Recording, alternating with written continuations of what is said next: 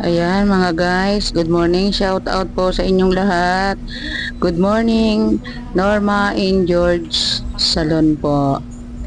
Dito po ay pwede kayong magpagawa. Visit lang po kayo sa aming shop dito po sa San Antonio, Binyan, Laguna. Ayan, may sa umaga pong ito ay meron po tayong i-reband. Ito po ay 13 years old lamang. Ang ginamit ko pong pang-reband dito ay mild lang po. Sa ayon po sa edad niya ay hindi po natin siya gagamitan ng mataas na chemical. Yung mild lang po ang ginagamit sa kanya. Ayan. Ayan pong ginagawa ko sa kanya ay section 1, number 1. Yan po yung pang-reband. Nag-a-apply po ako ng yan, ina-applyan na po natin siya ng number 1. Yan po yung pampa-straight. Ayan. At tayo po ay habang naglalagay ng gamot ay talaga pong ingat na ingat tayo sa parte na yan. Ayan. Kasi bata pa po yan, kailangan nating gamitan ng oras at babantayan natin siya. Ganyan po. Ayan. Ganyan po yung ating gagawin sa kanya. Unti-unti lang po. Maninipis po yung ating section ng buhok.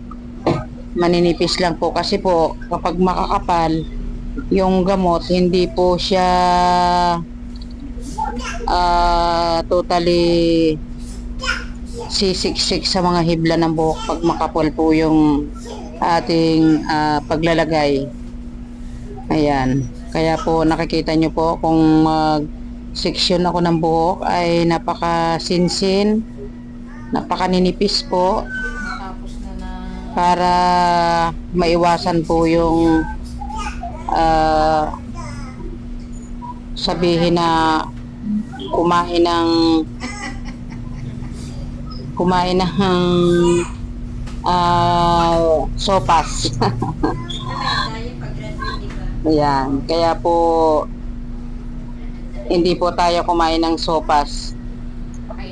Kaya maninipis lang po yung ating kuha ng buhok at pag-a-apply po ng gamot.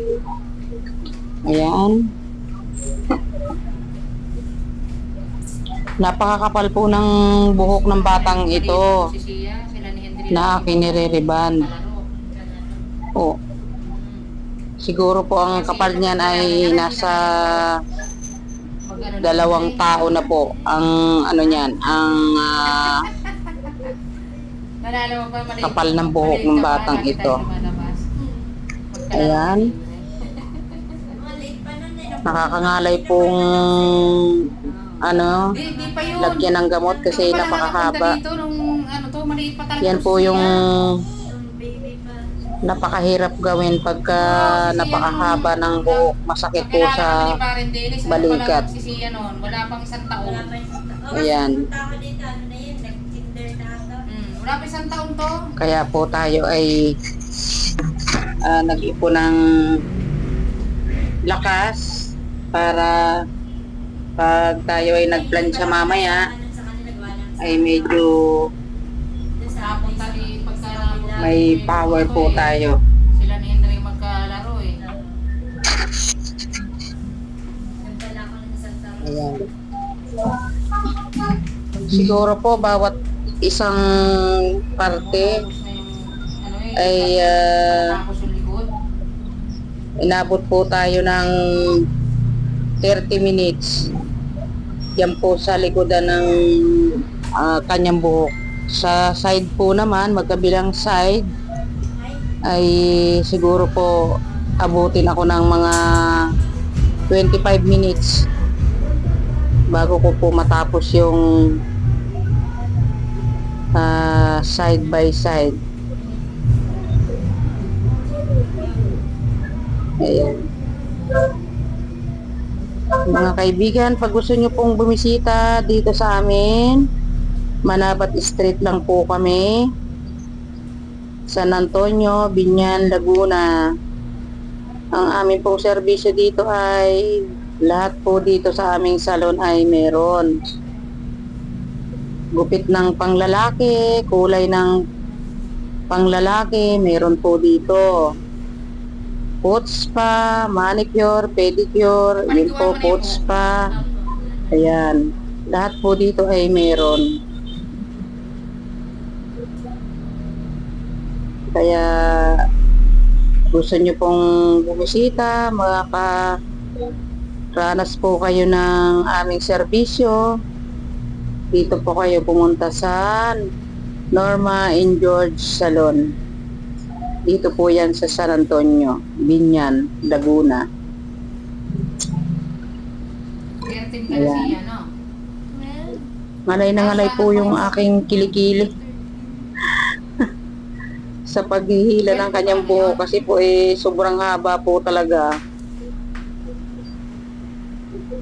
Ayaw po naman ng daddy niya na paputulan yung buhok ng kanyang Monica Iha. Nag-30 na si Indri. Ayan. Ito pong batang ito ay ahead lang po yung anak ko ng 1 taon sa kanya. 19 ano ka? Ayan. 11, 12. Sabi ko po sa kanya, 2030. baka paglaki nila hindi na sila magkausap kasi nahihiya na po sila, pero nung maliit pa po ay sila po yung magkabanding maglaro. Ayan.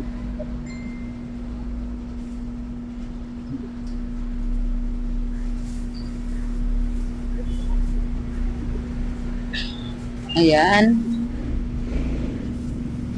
Kabila naman po. Side natin siya. Bumili na yung spray gun. Wala na. Ayan.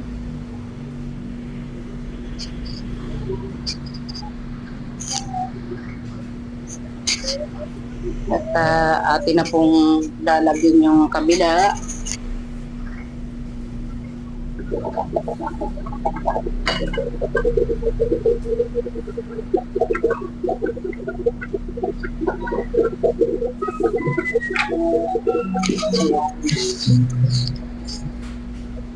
Unti-unti po. Kita nyo po, Gusto talaga na. yung pagsiseksyon ko ng kanyang buhok ay napaka ninipis. Ayaw mo haba. Baka po pag makapal ay Sobrang haba na nitong buhok mo eh. meron po matira na hindi malagyan ng gamot. Pag makapal po ay ang ano po niyan, ang resulta ay may kulot pa. Ayan. Mga medium, ano yun. Pantay kilikili lang yun.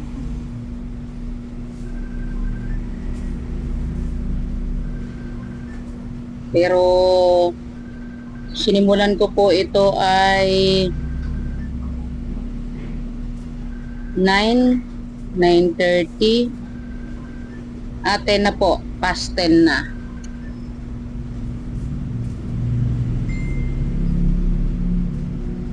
Tapos simulan po natin siya ng pagplancha ay Yung mga 12 na po.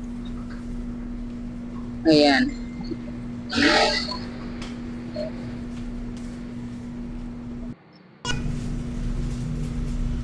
hello, good morning. Magandang tanghali. Kaya, ano muna natin, skip na natin muna. Estudyante.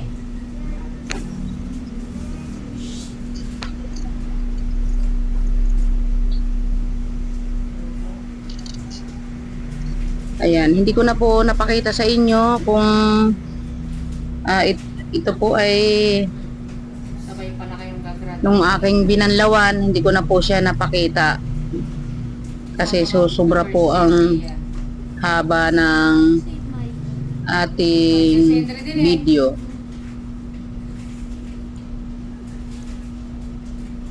Pero hindi, Sendre ang gusto sa ano, yung sa binyan, ano ba yun?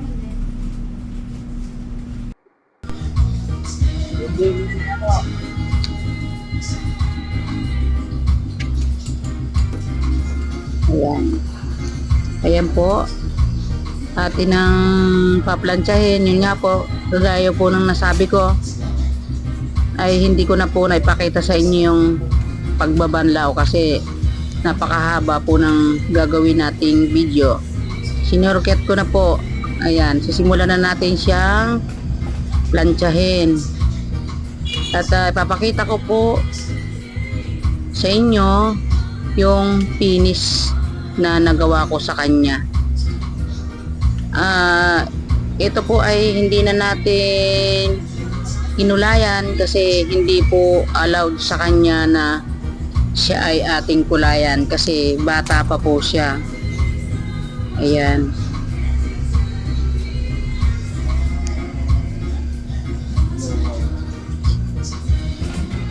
Ayan, nakikita nyo po ang aking pagpaplantsa sa kanya. Maninipis lang po.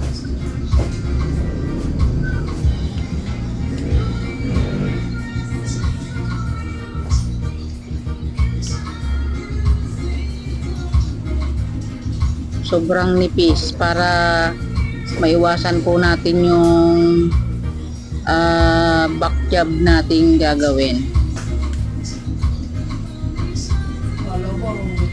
Dito po pala sa aking salon ay ang asawa ko po ang gumugupit sa lalaki at sa babae din po, gumugupit din po ang aking asawa. All around po kami dito, mag-asawa. Kami lang pong mag-asawa yung gumagawa dito. Ayan. Minsan po, papakita ko po sa inyo yung ayan po, asawa ko po yan. Yan po yung gumugupit sa lalaki. Siya po yung barbero.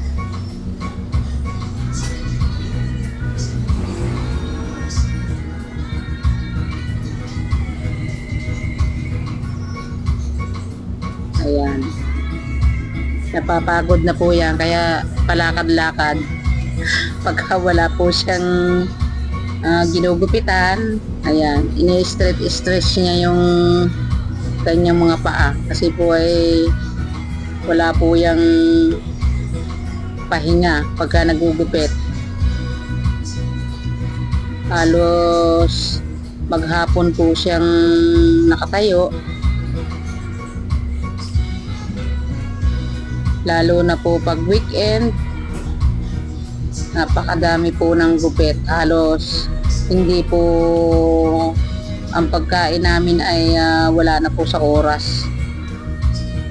Kasi po pangmasa lang po talaga yung aming presyo. Kasi po niisip po namin kung magwa 100 kami ng gupit sa lalaki, paano pa po yung 3 ang anak? Kaya hindi po kami makapagtaas ng gupit. Kasi iniisip po namin yung 3 ang anak, 4. Kaya po, ang gupit namin dito sa lalaki ay 80 pesos lamang po. Sa babae po ay 100. Kasi po, ang babae ay binoblower pa. Bali, ang charge lang po sa babae ay 20 pesos. Pero pag hindi naman po siya nagpa-blower, ang presyo po niya ay 80 pesos pa rin po. Ang asawa ko po kasi ay gumugupit sa babae na yung mga barbers ng babae. Subukan nyo pong pumunta dito sa shop namin. Yung mga babae na ang gusto ay, ang gupit ay barbers, iba po kasi yung barbers ng lalaki at iba din po yung barbers ng babae. Ayan. Di na pwede yan.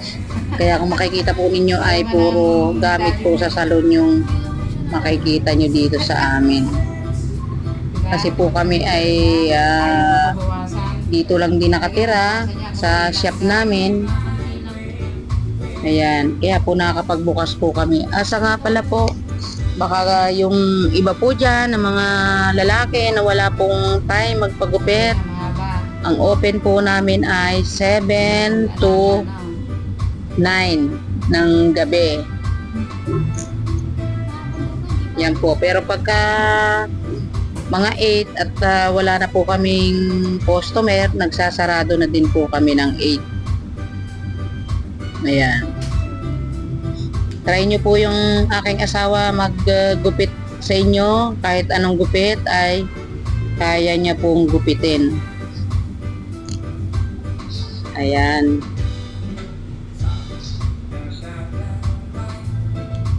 Kami lang po yung maaga ditong magbukas na shop.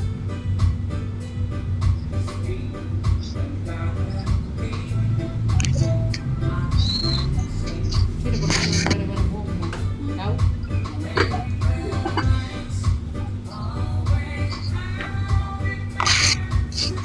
Ayan. Sinisipon po ako. Pasensya na po kayo. Halos hindi pa po ako nangangalahati dito sa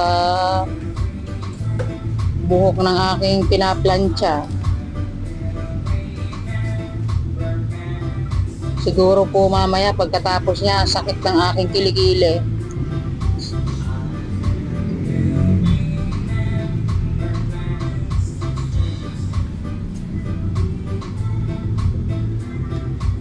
Kabilang side lang po yung aking napaplantsa, hindi pa po natatapos ay masakit na po yung aking kabilang balikat. Kasi ang paghagod po ng plantsa ay talagang pipisilin yung mabuti.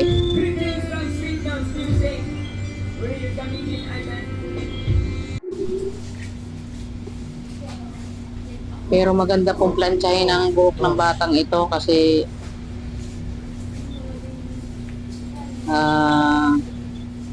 ayan, hindi na po natin na